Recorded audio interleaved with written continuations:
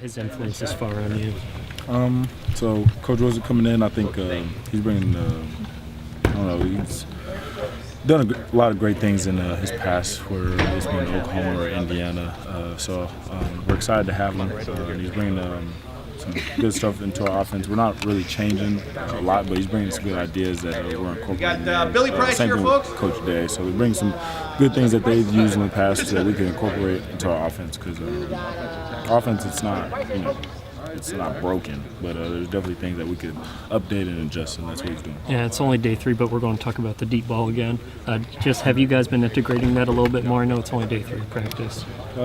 Yeah, it's always been a part of our offense. Is that one of those things you got to improve, you think? Yeah, so we're definitely improving that area, and that's just get on the same page with receivers, and so it's definitely been emphasis this spring. We're going to keep on getting better. JT, you mentioned that you guys want to enhance the offense. What's different? What feels different so far in spring with the new coaching staff working? I mean, it could be anything, but what do you feel is different? Yeah, so like I said, a lot hasn't changed. Like, we're not creating any new plays or anything like that, but I think one of the main things is emphasis on our tempo. So I think that got away from us last year, in year 2015. So we're making sure we're playing fast, and if anything too is just effort. I think that's one of the main things, because there's times where we have a good effort half a play and trying to finish those plays, and those are the things that can spring us for those 80-yard pops on a run play, or a receiver blocking downfield after a guy catches the ball. So those are things that we're focused on this spring, and I think that's just going to make us all better. You've been here a while, and you've worked with a lot of different people, and I wonder, is that a good thing? Is it a bad thing? Is it hard to adjust to new coaching personalities, new perspectives, or do you feel like having experienced a bunch of different people has helped you kind of adjust when there is change? Yeah, I think change is not always a bad thing. I think change, in my aspect of it, coaches have left my position, coaches have left and pursued things in their career, which that was something that I definitely wasn't mad at by any means, but I've also taken what they have taught me and incorporated in my game, and I'm doing the same thing with Coach Day and Coach Wilson. When they come in, they're really not trying to change me and make me a totally different player, but the thing that they're trying to do is make sure that I keep on enhancing and keep on getting better. So with that, I'm taking something for anybody and everybody that I feel like is going to help me and help my game. What about Coach Day? I mean, what's he like, and what does he bring to the table that maybe your previous quarterbacks coach didn't? Coach Day, I think the one aspect of it is that it's the NFL experience. He's been in the NFL 3 years. He had 2 years with Philadelphia, and he's been there with the 49ers, so he knows that level, and he knows what it takes in order for you to play at that level. So I think being that I want to play in the NFL, he's helping me and giving me the tools and able to do so, whereas Coach Herman and Coach Beck, they didn't have that experience. And so with that, I think it's going to help not just quarterbacks. Okay, thank you very much. I mean, come on, I'll say your goal is to play in the NFL, so that's just not helping myself, but helping all. JT, last year you were talking in the room. Tate Martell strikes me as someone who thinks he can play in the NFL tomorrow. What's it like working with Chuck? Man, Chuck, he's a funny guy. Man, Chuck, I wish you could ask him how his first 2 days went. It's not Bishop Gorman, that's for sure. Can you tell Jared to get him out here? Yeah. Nah, I ain't gonna do him like that. He'd probably cry or something. But so I was messing with him. So there's certain things that we talked about. Something little is that he's shorter than I am. So there were certain plays where you have to get tall in order to make the throw, and I was like, you didn't have a Jalen Holmes or a Sam Hubbard running at you 6'5", 270, and I was like, man, they're gonna blast you if you don't get out of there, man.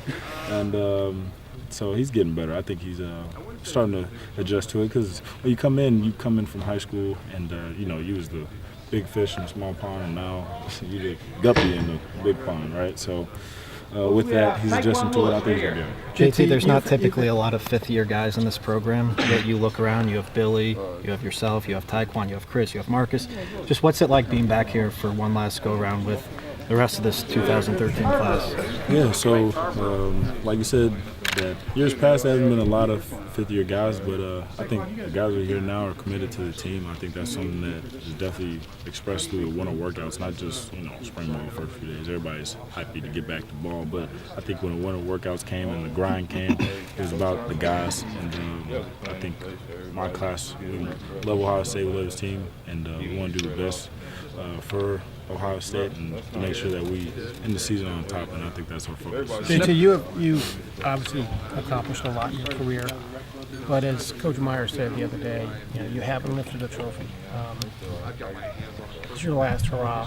What's your approach as you enter this year in terms of unfinished business and what you think you need to accomplish? Well, I think one of the things that can't be talked about now as a quarterback is make sure that you have the people around you in place and make sure that they're playing at the highest level they can play at in order for myself to be successful. Because as a quarterback, we all know that you need to be part of the party. So with that, I think that's something that I focused on that last year, and now it's full throttle. Guys, pedal to the metal. I have my degree, and so with that, school is taken care of. And now it's really ball. That's what I have. Left here at Ohio State. Yeah, I'm taking a couple classes. They're online, so right now my life is football, literally. Like before, it was said, but I had to go to tutoring, had to go to class, had to take care of that. Whereas now I'm taking care of that, and so now it's literally just ball. And so with that, it's full throttle, pedal to metal, and trying to make sure that at the end of the day, we could be all on the same page and be able to. In what ways do you think you need to improve?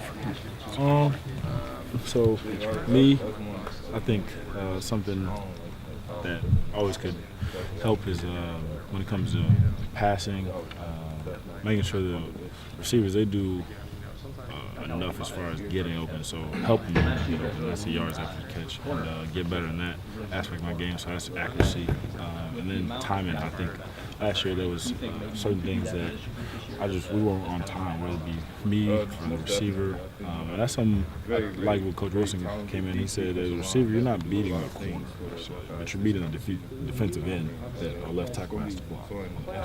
That makes sense. So you got to beat the defensive end, so you got to get open in order for we to get you the ball. Because if you take forever to get open, we can't get the ball because we didn't beat the defensive end. So I think that was part of it, and then also the timing of myself and not holding on to the ball and giving them a chance to make plays. Hey, JT, you mentioned that you want to play in the NFL one day, which is obvious. You did face a decision after last year, and you didn't make it right away. I was wondering, did you look for feedback from the NFL, and what went into your decision to return to Ohio State completely now that we get to ask you? Yeah, so there was a lot of different aspects I went to it. I talked to my family, that whole little week that we had after the game. And I think one of the main things that went to my decision to come back was, it was really hard for me to leave Ohio State. And that was like the worst game I've ever been a part of. Like, we didn't score any points. I've never been shut out as a starting quarterback in my life. So that was part of it. And also, too, is with the NFL, the impression of me wasn't where I wanted it to be.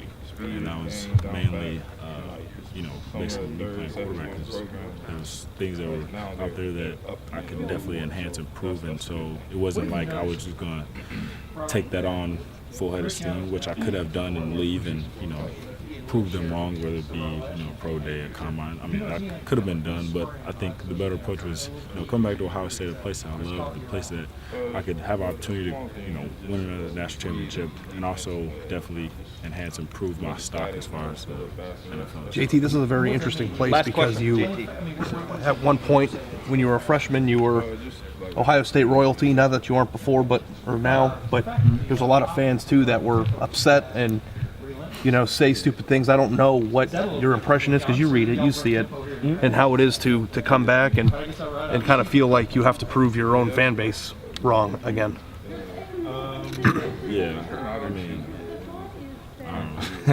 It's hard to, I guess, talk about that, but when I think about it, I always want to put my best foot forward as far as Ohio State. So if they think that I'm a bad player, I mean, I don't know what you want me to say. I'm not trying to be. Like, I'm trying to be the best I could be at Ohio State in order for us as Ohio State Buckeyes to win national championships, ball games. Like, that's the purpose. So if there's somebody out there that's better than me here at Ohio State, then they would be playing. But right now, I've been a starter for 3 years. Like, I mean, I'm doing the best I can. You know what I'm saying? Like, is it going to be perfect all the time? No. And being a quarterback, you get a lot of blame, which I'm okay with. I'm going to accept it. But also, too, to understand that, I mean, bad things are going to happen. And I feel like I'm the best person for this job that the people we have at Ohio State. I mean, my whole heart's into it. This is all that I do. Like, I'm here to play football. I come from Texas. Like, this is why I came. And so it's all in good nature. I feel like it's not like I'm trying to mess up Ohio State Buckeyes. Because I read it sometimes too, and it was like I was the enemy. I was the bad guy. And it's like, my guys, I'm not trying to do that to the Buckeyes. I love the Bucks. What's it like with that, knowing that you're the first 3-time captain in Ohio State history, and you're dealing with that kind of flag? I mean, I think that's part of it. I think also too is people. We're in a society where we want the new and latest thing. I've been here for a minute. I read something the other day that was hilarious. So it said JT's Barrett's been on Ohio State longer than Bill Snyder's been the head coach. I said they're going to get a pension. Oh, man. But that's what I'm saying. It's like, when you think about it, that, we live in an era where everybody wants something new, wants something fresh. When the new iPhone 7 comes out, everybody has to get that because it's the new and latest thing. You know what I'm saying? I'm not the new latest thing anymore. I've been here for a minute.